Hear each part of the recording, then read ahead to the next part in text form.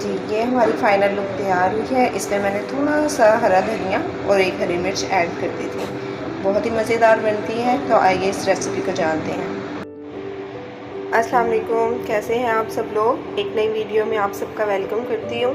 अच्छा, आज हमारे किचन में जनाब बच्चों की फेवरेट डिश बन रही है जो बहुत शौक़ से खाते हैं। इसको कुछ लोग आलू की कतलियाँ बोलते हैं, कुछ लोग ज़ीरे वाले आलू बोलते हैं और कुछ लोग भुजिया बोलते हैं। तो इसको बनाना कैसा है मैं आपको बताती हूँ। बहुत ही आसान है। सबसे पहले हम लोग एक पतीली ले लेंगे और उसके अंदर 1 चम्मच जो है बड़ा खाने वाला वो ऑयल का ऐड कर देंगे। और ये मेरे पास 3 अदद छोटे आलू कटे हुए हैं जिनको मैंने इस तरीके से स्लाइस से काट के इनको मैंने धो के रख लिया है।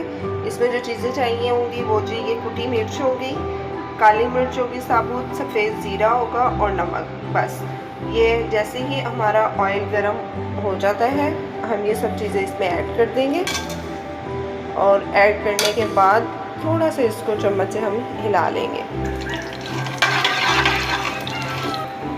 जी, तो ज़ीरा जो है वो ब्राउन हो गया। अब हम इसमें ये आलू ऐड कर देंगे।